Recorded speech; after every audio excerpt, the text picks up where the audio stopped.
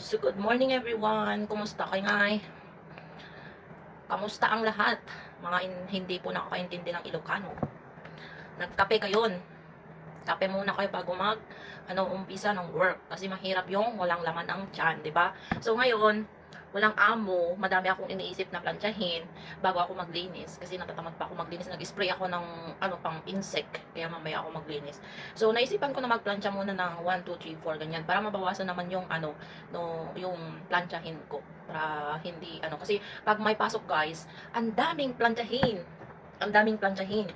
Ewan ko ba nagtataka ako kasi hindi ko naman sila nakikita na naliligo every time na nag half bath kahit half bath man lang.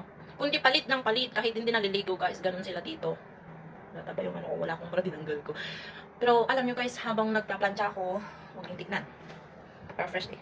Habang nagpaplantsa ako ng uniform, naalala ko yung mga anak ko kasi nag-aaral sila na hindi ko sila na prepare ng mga gamit nila sa school. I mean, hindi ko siya naplantsahan ng mga gamit.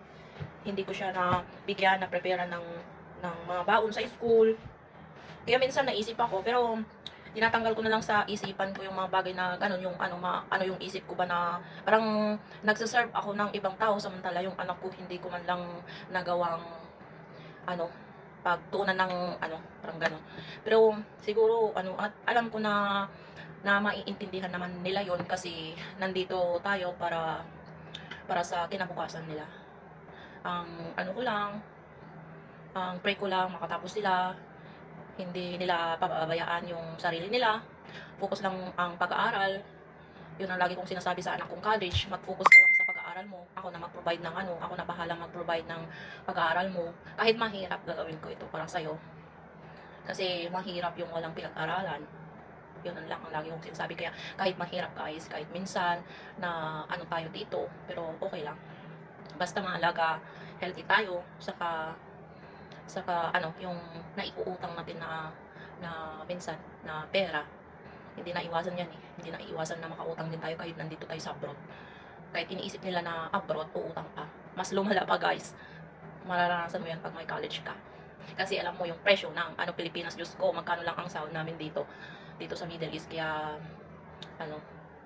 wala pang napupundar kasi pa ako nag-focus sa anak ko.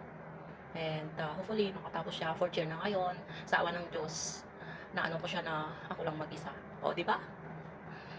Kahit wala pa kayong nakikitang pundar ko, basta wish ko makatapos din yung anak ko. Isa na din yun na achievement pag nakatapos siya. O, di ba? Pag nakatapos siya, o di, kung maisip niyang tulungan din ako na mama niya, o di maganda. Pero kung hindi, edi okay lang.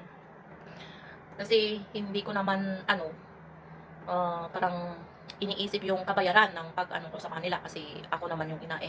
Kaya, thank you Lord kasi 4th year na yung anak ko, 4th year college na. So, yun lang guys, bye-bye. Ang haba na ng kwento ko. Bye-bye. God bless you all.